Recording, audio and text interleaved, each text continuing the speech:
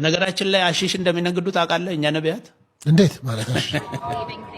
አሺሽ ይነግዳሉ እዚህ ኢትዮጵያ ውስጥ በማስረጃ ድረስ እኔ ጋር ይመጣ ማለት ነው።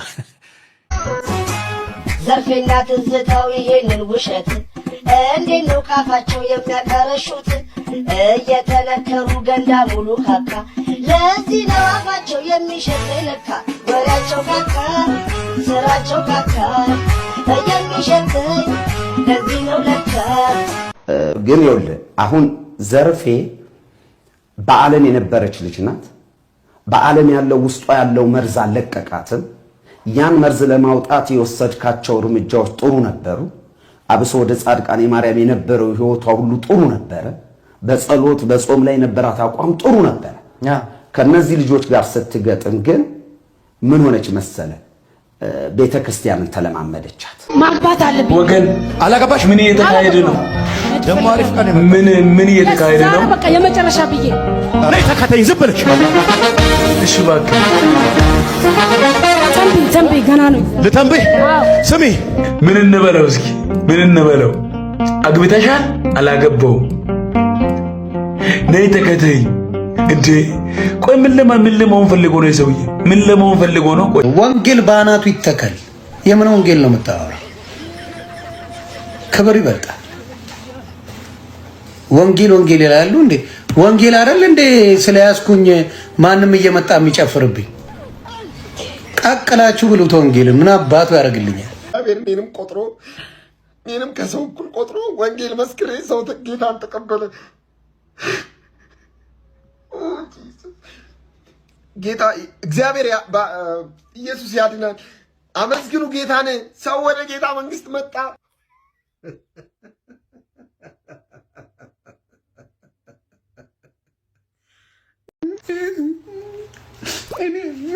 ጌታን ብቻ ስለወደድኩኝ የት መሄድ እንዳለብኝ አላውቅም። ምን ማድረግ እንዳለብኝ አላውቅም። ማንንም ገፍታ አታውቅም። በራሱ ጊዜ ነው ሁሉ ነገር የሚጠራው። አባት ያልተከለው ተክል ይነቀላል እኮ። ግን ይኸውልህ አሁን ዘርፌ በዓለም የነበረች ልጅ ናት። በዓለም ያለው ውስጧ ያለው መርዝ አለቀቃትም። ያን መርዝ ለማውጣት የወሰድካቸው እርምጃዎች ጥሩ ነበሩ። አብሶ ወደ ጻድቃኔ ማርያም የነበረው ህይወቷ ሁሉ ጥሩ ነበረ። በጸሎት በጾም ላይ የነበራት አቋም ጥሩ ነበረ። ከነዚህ ልጆች ጋር ስትገጥም ግን ምን ሆነች መሰለ? ቤተክርስቲያንን ተለማመደቻት። ቤተክርስቲያንን ተለማመደችው። አንድ ሁለተኛ በዓለም የነበረው ስጋዊ ህይወቷ እነሱም ጋር አገኘችው። መንፈሳዊ የምትላቸው ሰዎች አንድ እዚህ ላይ ማስታውሰው መቼም ይሄን መልእክት ሲተላለፍ ተረፈ በራ አዎ ያቃል አንድ ጠረፍ የምትባል ልጅ በሷ በኩል የመጣች እኔ አካባቢ እዚህ ቃሊቲ ገብርኤል አካባቢ ነበር የምንኖረው። ከወደ ሱዳን አካባቢ የነበረች ልጅ ናት ዘፋኝ እና መጣ ልጅቷ ልም ብላ ጠፋኝ። በኋላ ላይ ሐረር የተለያዩ ቦታዎች ላይ አብረን አገልግለናል። ይዘዋት ይመጣሉ እና ያቺ ልጅ ጠፋኝ ተብሎ እኔና ተረፈን ይፈልግናት ተሬም በራሱ ምክንያቱም ልድን የመጣች ነፍስ ብሎ ሌላው ሚስጥር አናውቅም እና እኔም አገኘኋት። ቅርብ በቤተክርስቲያን እንደ አገልጋይ ስለሆነ በጣም አክባሪ ናት ልጅቷ። አንድ አይምሮዬ ላይ ጫረችልኝ መሰለ። እኔ እኮ እዛ ያስጠላኝን ነገር እዚህ ሰብካሉ ይዘምራሉ ከምላቸው ሰዎች የሃይማኖት ሰዎች ናቸው ከምላቸው ሰዎች ያ ጥያቄ ለኔ ተደጋጋሚ ሲመጣብኝ ምን ለዚህ ማዘው አይሻልም ወይ? እንግዲህ አስበው ልጅቷ የመጣችው ዘርፌ የመጣችበትን መንገድ አይታ ቀንታ ነበር ወደ ዓለም ተመለሰች። ከዛ በኋላ ግን እዛ ስታይ ያ ህይወት በጨርቃችን የተሸፈነ ነው። አንዳንዱ የገብርኤል ስጦታ ብሎ ታክሲ ላይ ይጽፋል። ገብርኤል ከየት አምጥቶ ይሰጣል? የሁሉ ምንጭና የሁሉ ባለቤት እግዚአብሔር ነው። ታዲያ ከየት አምጥቴ ነው የገብርኤል ስጦታ ብለ የምትጽፈው? እግዚአብሔር የላከውን መልእክት ወደ አንተ ይዞ የመጣውን መልአክ አግኝተ እባክህ ገብርኤልዬ በእግረ መንገዱ እችንም ወደ እግዚአብሔር አድርስልኝ ብትል ምን ይልሃል? ያንተ ነገር ወደ እግዚአብሔር የሚደርሰው በኢየሱስ በኩል ነው ብሎ መንገዱን ያሳያል። ጃንጥላ ሰጣለሁ በል፣ ትልቅ ሻማ አበራለሁ በል፣ አይሰማህም። እንትን ሰጣለሁ ሙስና እዛ ቀበሌ የለመድከውን ቀበሌ ላይ ጨርስ። የክፍለ ከተማ ስራ አስፈጻሚ መሰለ እንዴ? ዘንጥላ ሰጣለሁ ዛንጥላ ለዝናብና ለፀሐይ ተጠቀም። መልአክ ደግሞ ዛንጥላ ይዛ ቀርባ ገብርኤልን መላእክትን ማምለክ ጣዖት አምላኪነት ነው። እኔ አለው በእግዚአብሔር ፊት ምቆም ገብርኤል ልኛል። በጊዜው የሚፈጸመውን የአምላኬን የምስራች ይዤ መጥቼ ስላላመንክ አለው እስከምትወልድበት ቀን ድረስ ዲዳ ትሆናለህ ብሎ ዚፕ ጽው አረለት። መልአክ ቀልድ አያውቁ አልፉ ውልፍት ከተው ሸክ ነው የሚያደርጉ። ከመጡ እግዚአብሔር ይመስገን እዛው ያዝልን ጌታ። እውነት ነው ገብርኤል ቢመጣ እኮ ገብርኤል አይለቅህም እኮ እንደ ቀልዳፍን ተርመሰ ሰተረቅ ሾጠር ቢያደርግ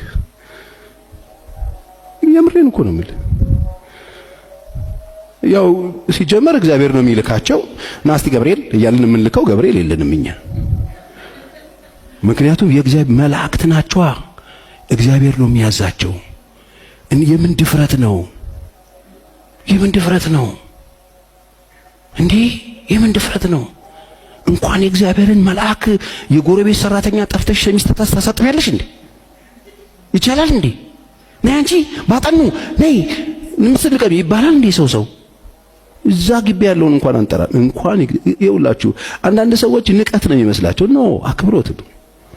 መላእክትን የሚያዝ ማብቻ ነው እግዚአብሔር። አንዳንድ ፋሮች መላእክት ናምና እንደዚህ ይባል የለም። ማን አንተ መላእክትን የምታዝ? ሲጀመር መጀመሪያ ትንሹ አቦቸር የሚባለው ልጅህን እዘዝ። በስርዓት እሱን ማዘዝ ማትችል እንዴት ነው መልአክ ጋር ዘለ የምትሄደው? አይቻልም፣ አይቻልም፣ ነውር ነው። እነሱ በጣም ረቂቅ ናቸው። የሚያዛቸው እግዚአብሔር ነው። ዘርፌና ትዝታው ይሄንን ውሸት እንዴት ነው ካፋቸው የሚያቀረሹት? እየተነከሩ ገንዳ ሙሉ ካካ ለዚህ ነው አፋቸው የሚሸት ለካ። ወሬያቸው ካካ ስራቸው ካካ የሚሸት ለዚህ ነው ለካ። እምዬ ማርያምን ከላይ ነው ንጉሱ እናቱ እንድትሆን የመረጣት እሱ። አዳሜ ኡኡ ቢል እያፈነደደ አይፈልግም ጌታ እናቱ የካደ። ወሬያቸው ካካ ስራቸው ካካ የሚሸተኝ ለዚህ ነው ለካ። ነገራችን ላይ አሺሽ እንደሚነግዱ ታውቃለህ? እኛ ነቢያት እንዴት ማለት ነው? አሺሽ ይነግዳሉ እዚህ ኢትዮጵያ ውስጥ እዚህ ኢትዮጵያ ውስጥ በማስረጃ ድረስ እኔ ጋር ይመጣ ማለት ነው እኮ። ዝም ብሎ በሰላም ነቢያት አይደሉም እነዚህ። ለዚህ እኮ ነው የምንቃወማቸው። ሃይማኖቱን ያጠለሻሉ።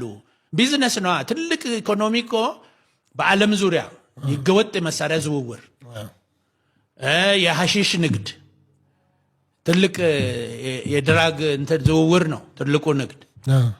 እና እነዚህ ነገሮች ናቸው ትልቅ የኢኮኖሚ እንትን የሚያመጡት።